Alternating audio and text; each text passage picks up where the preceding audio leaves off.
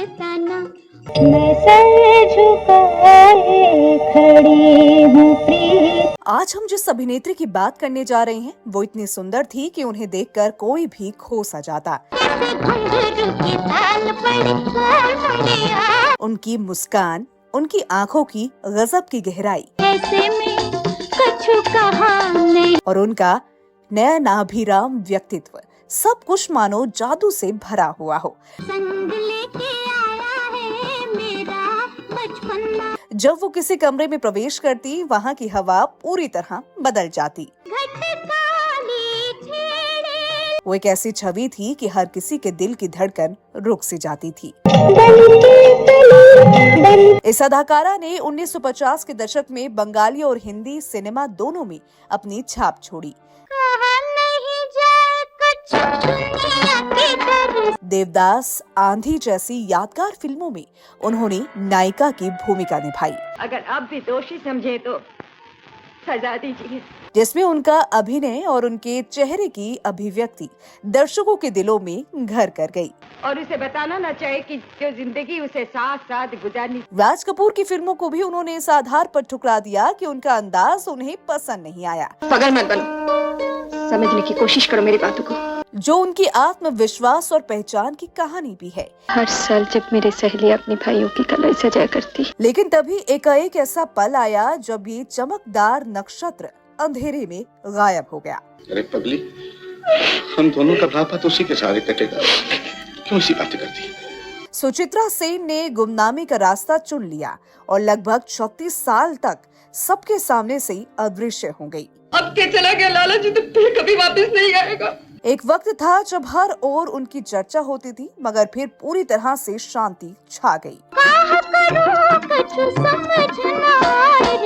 ऐसा लगता है कि इस अचानक गायब होने में उनके मन की एक निजी इच्छा और ये पता होना शामिल था कि शोबिज़ की चमक धमक उनके लिए सब कुछ नहीं थी। मैं हर खतरे को जानती हूँ। उन्होंने ये जानकर दूरी बनाई कि असली पहचान कुछ और ही है। इस निजी फैसले ने सबको चौंका दिया, जिस तरह एक उज्जवल तारा एकदम से रात के अंधेरे में खो गया हो। एक ऐसी अभिनेत्री जो पूरे बंगाली और हिंदी सिनेमा की धड़कन थी। You uncultured brute!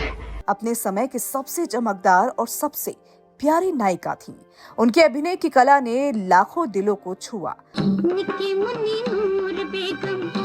और उन्हें महानायिका का तमगा दिलाया गया। लेकिन अचानक ऐसा क्या हुआ कि वो सब कुछ छोड़कर अपनी दुनिया से कट गई? छुप गया कोई रे दूर से। वो खुद को 36 साल तक अपने कमरे में बंद कर ली और अपने परिवार से भी दूर, पूरी दुनिया से बिल्कुल अलग। ये वो महिला थी जिसने अपनी चमक से बॉलीवुड और बंगाली फिल्मों को रोशन किया। लेकिन उनके जीवन में एक ऐसा दौर आया जब ग्लैमर और शोहरत का शोर उनके लिए बर्दाश्त से बाहर हो गया।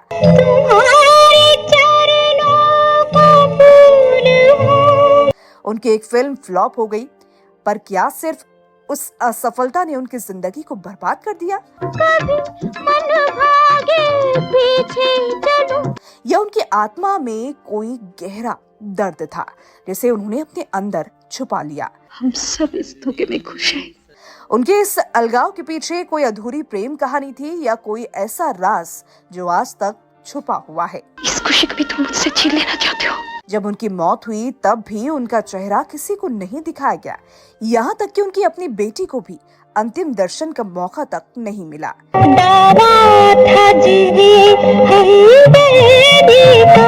इतनी महान अभिनेत्री कैसे इस दुनिया से यूं ही अचानक गुम हो गई? क्या ये सब उनका अपना चुनाव था या किसी मजबूरी ने उन्हें इस अंधेरे कोने में धकेल दिया? तुमने कभी जिंदगी में अपने मन के विरुद्ध कोई बात नहीं की। आज हम उनकी जिंदगी के उस हिस्से को खोलेंगे जहां शौहरत और चकाचौंध खत्म हो गई और एक अकेली आत्मा ने सन्नाटा अपना साथी बना लिया। हम बात कर रहे हैं उस महान अभिनेत्री की जिसकी सुंदरता को शब्दों में पिरोना आसान नहीं। सुचित्रा सेन, वो नाम जिसे सुनते ही एक चेहरा आंखों के सामने आ जाता है। देखने में भूला है दिल का सलोना। कोमल मुस्कान, गहरी आंखें और ऐसा व्यक्तित्व की जिसे देखकर कोई भी पल के झपकाना ही भूल जाए। वो स्क्रीन पर नहीं, दिलों में बसने वाली अदाकारा थीं। तुम आ गए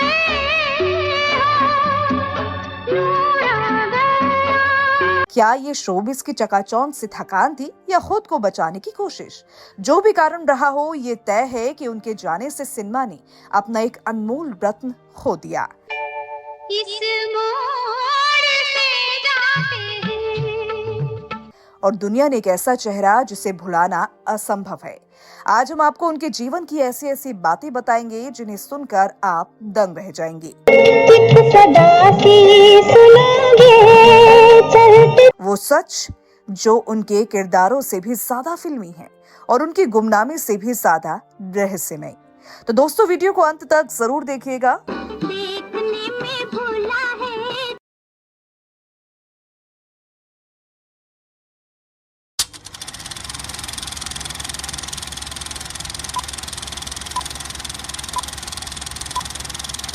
नमस्कार, आदाब, बॉलीवुड दास्तां में आपका स्वागत है। दोस्तों, हम सुचित्रा सेन की फिल्मी और निजी जीवन के बारे में बात करें उससे पहले मैं आपको बता देती हूँ कि उनका जन्म 6 अप्रैल 1931 को तत्कालीन पूर्वी बंगाल, जो कि अब बांग्लादेश में है, उसके पाबना जिले में हुआ था। उनका असली नाम रोमा दास गुप्ता था। पिता करुणामयी दास गुप्ता स्कूल अध्यापक थे और माँ इंद्राणी दास गुप्ता गृहिणी। वो अपने घर में 5 भाई बहनों में सबसे छोटी थी, जिससे घर के सभी बड़े उन पर बेहद स्नेह लुटाते थे। बचपन में ही उनकी मासूमियत और आकर्षक व्यक्तित्व ने सबको अपना दीवाना बना दिया। पढ़ाई लिखाई की शुरुआत पाबना के ही स्कूल से हुई, लेकिन 1947 में देश के बंटवारे के बाद उनका परिवार कोलकाता आ गया। यहाँ उन्होंने कोलकाता के बाला देवी स्कूल से अपनी शिक्षा पूरी की। स्कूल के दिनों में ही वो सांस्कृतिक कार्यक्रमों में हिस्सा लेती, कविताएं पढ़ती और नाटकों में अभिनय करती। उनका बचपन एक तरफ पढ़ाई और परिवार के स्नेह में बीता, तो दूसरी तरफ कला और अभिनय के बीज भी उसी समय अंकुरित होने लगे। उनकी खूबसूरती और निखरती अदाकारी को देखकर आसपास के लोग अक्सर कहते, ये लड़की एक दिन बड़ी स्टार बनेगी। सुचित्रा सेन का फिल्मों में आना अपने आप में किसी फिल्मी कहानी से कम नहीं था। गली गली गाँव की रे जागी है सोते सोते। 1947 में देश के बंटवारे के बाद अब उनका परिवार पाबना से कोलकाता आया। तब वो महज एक स्कूली लड़की थी। सुंदरता और व्यक्तित्व ऐसा था कि जहाँ जाती लोग मुड़कर देखने लगते। उस समय वो शादीशुदा थी। 17 साल की उम्र में उनकी शादी उद्योगपति दीवानाथ सेन से हुई थी, जो कोलकाता के एक जाने माने परिवार से थे। तुमने सबको धोखा देना चाहा, लेकिन धोखे में तुम खुद आ गए। कहा जाता है कि अभिनय में उनकी रुचि बचपन से ही थी। स्कूल के सांस्कृतिक कार्यक्रमों और नाटकों में वो हमेशा आगे रहती। शादी के बाद भी उनके मन में फिल्मों के लिए खास खिंचाव था। इसी दौरान बंगाल फिल्म इंडस्ट्री के कुछ लोगों ने उनकी खूबसूरती और अंदाज को देखकर उन्हें फिल्मों में आने का ऑफर दिया। पति दीवानाथ सेन भी शुरुआती दिनों में उनके करियर को सपोर्ट करते थे। सुचित्रा को गाने का शौक था। पति ने सिंगर बनने का सुझाव दिया था।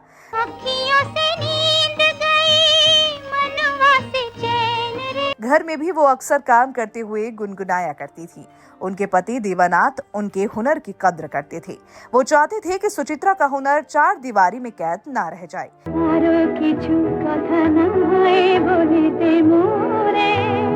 यही वजह रही कि उन्होंने अपनी पत्नी को बंगाली सिनेमा का हिस्सा बनने का सुझाव दिया। दोनों ने मिलकर आदिनाथ को भी राजी कर लिया। कहती हैं वो सिंगर बनना चाहती थी, लेकिन उनकी सुंदरता देखकर डायरेक्टर ने उन्हें फिल्म में ही कास्ट कर लिया।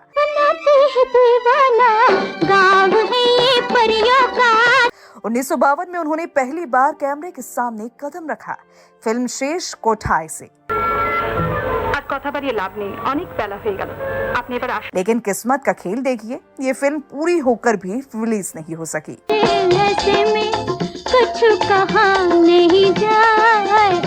सुचित्रा के लिए ये झटका था, लेकिन हार मानना उनके स्वभाव में ही नहीं था। अगले ही साल 1953 में उन्हें एक और मौका मिला। चल रही सजनी अब क्या सोचे। बंगाली फिल्म 7 नंबर कोई थी। इस फिल्म के साथ ही उन्होंने दर्शकों के दिलों में अपनी जगह बना ली। इसके बाद सुचित्रा सेन और उत्तम कुमार की जोड़ी ने बंगाली सिनेमा को नया आयाम दिया और फिर तो उन्होंने पीछे मुड़कर ही नहीं देखा।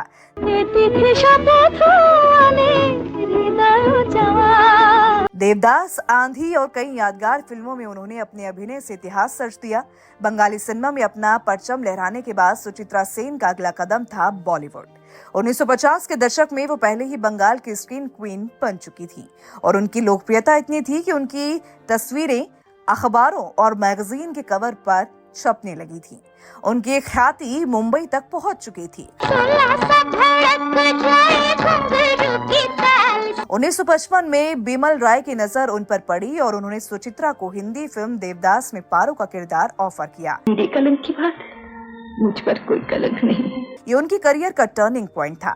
दिलीप कुमार और वैजयंती माला जैसे बड़े सितारों के साथ स्क्रीन शेयर करना आसान नहीं था। किस रात को बदनसीब पार्वती तुम्हारे चरणों पर सर रखने के लिए। लेकिन सुचित्रा सेन ने अपनी अदाकारी और भावनाओं की गहराई से पारो के किरदार को अमर बना दिया। और वो चिट्ठी भी जो तुमने लिखी है, माफ कर दे पारो। देवदास न सिर्फ हिट हुई बल्कि हिंदी फिल्म इंडस्ट्री ने भी उनके टैलेंट को सलाम किया। तुम सोच रहे हो मेरी बदनामी करोगे, कर लो। इसके बाद उन्होंने हिंदी सिनेमा में ममता, बॉम्बे का बाबू और आंधी जैसी फिल्मों में काम किया। कुछ सुस्त कदम रस्ते।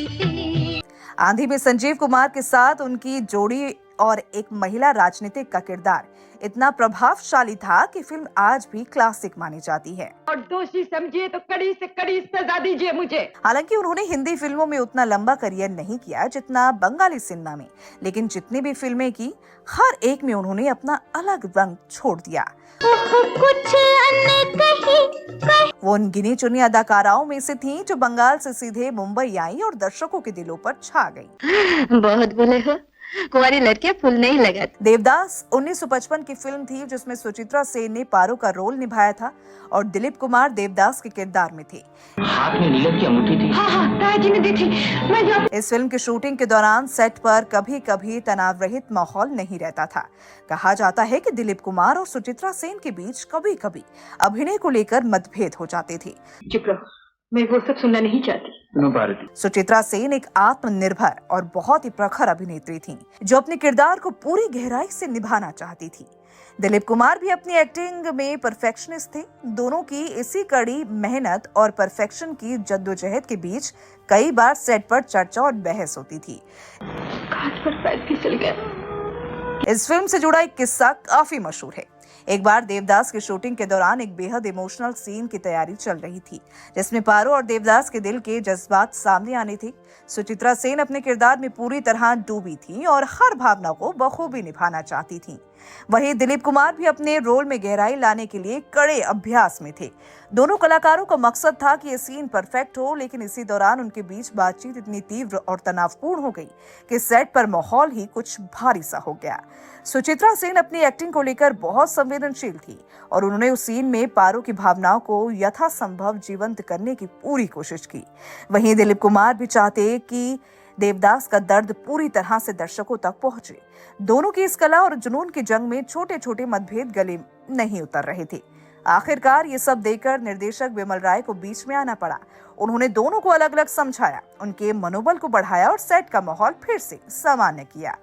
मुझे उन पर पूरा भरोसा है। कहते हैं सुचित्रा अपने काम को लेकर इतनी सजग रहती थी कि वो राज कपूर से भिड़ गई थी। राज कपूर ने सुचित्रा सेन को अपनी फिल्म में काम करने का प्रस्ताव दिया था। कहा जाता है कि उन्होंने सुचित्रा को अपनी आने वाली फिल्म की भूमिका ऑफर की, जो उनके करियर के लिए बड़ी अवसर हो सकती थी, लेकिन सुचित्रा सेन ने यह ऑफर स्वीकार नहीं किया। उन्होंने स्पष्ट कर दिया कि वो उस भूमिका के लिए उपलब्ध नहीं है, क्योंकि वो भूमिका उनके व्यक्तित्व या काम करने के तरीके से मेल नहीं खाती। ये फैसला उस वक्त बहुत साहसी माना गया, क्योंकि उस दौर में मुंबई के बड़े सितारों के साथ काम करना हर अभिनेत्री का सपना होता था। लेकिन सुचित्रा ने अपनी पहचान और अपने सिद्धांतों को प्राथमिकता दी। उन्होंने ये भी कहा कि वो अपने करियर में अपनी शर्तों पर ही आगे बढ़ना चाहती हैं। इस फैसले ने उनकी छवि को और भी मजबूत किया।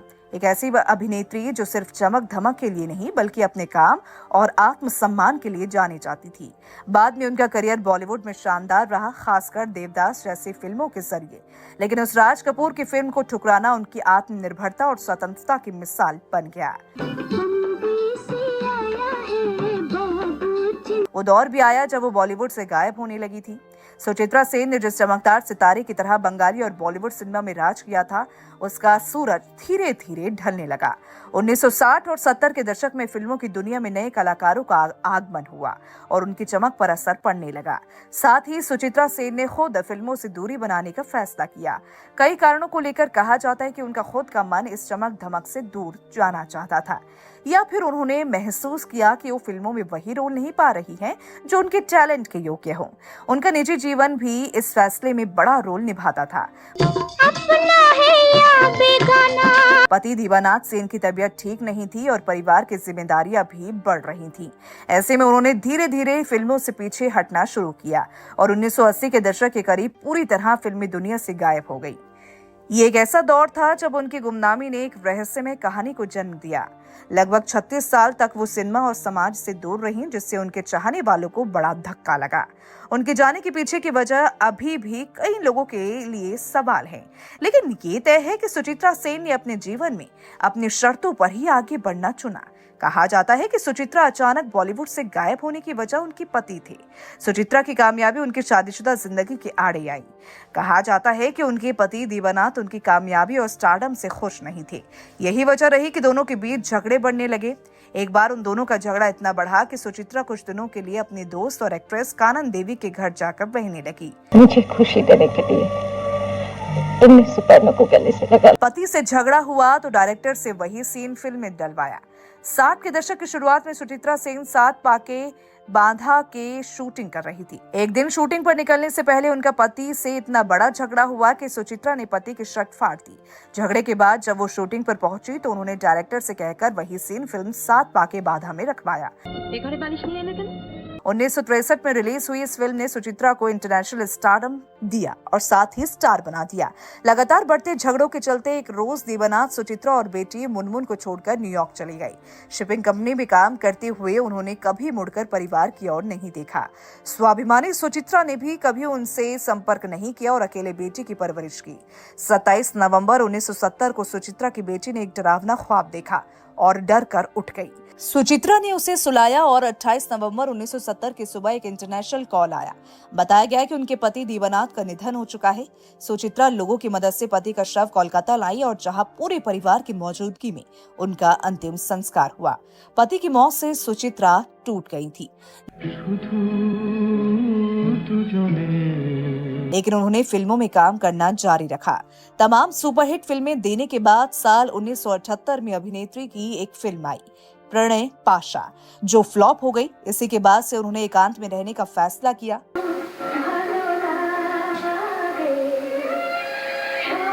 और फिर कभी नजर नहीं आई। साल 2005 में सुचित्रा सेन को दादा साहब फाल्के पुरस्कार के लिए चुना गया, लेकिन वो पुरस्कार लेने नहीं पहुंची और गुमनामी में ही रहने का फैसला लिया। आखिरकार 36 साल बाद गुमनामी में रहने के बाद 17 जनवरी 2014 को एक्ट्रेस का 82 वर्ष की उम्र में निधन हो गया। बताया जाता है कि उनकी इच्छा थी कि अंतिम समय में भी उनका चेहरा कोई ना देखे। इस कारण अंतिम समय में भी सुचित्रा सेन का चेहरा कोई नहीं देख पाया था। बात करें सुचित्रा सेन की पीढ़ियों की तो उनकी एक बेटी है मुनमुन सेन। मुनमुन सेन की दो बेटियां हैं, राइमा और रिया, जो अभिनय के क्षेत्र में अपने कौशल को दिखा रही हैं। राइमा सेन हिंदी और बंगाली फिल्मों और सीरीज में अपने अभिनय के लिए जानी जाती हैं। राइमा सेन एकलव्य और तीन पत्ती जैसी फिल्मों में अमिताभ के साथ काम कर चुकी हैं। इसके अलावा रिया सेन भी एक भारतीय अभिनेत्री और मॉडल हैं, जो हिंदी, बंगाली, अंग्रेजी, तेलुगु, तमिल और मलयालम फिल्मों में दिखाई देती हैं। उनका फिल्मी सफर चमकदार तो था, लेकिन उनके जीवन की गुमनामी, संघर्ष और अंतर्मुखी एकांत ने उनकी कहानी को और भी खास बना दिया। 36 साल तक खुद को दुनिया से दूर रखकर उन्होंने ये दिखाया कि कभी कभी असली ताकत खुद को समझने और अपनाने में छुपी होती है। हमारी ये कहानी आपको कैसी लगी, कमेंट सेक्शन में जरूर बताइएगा। धन्यवाद।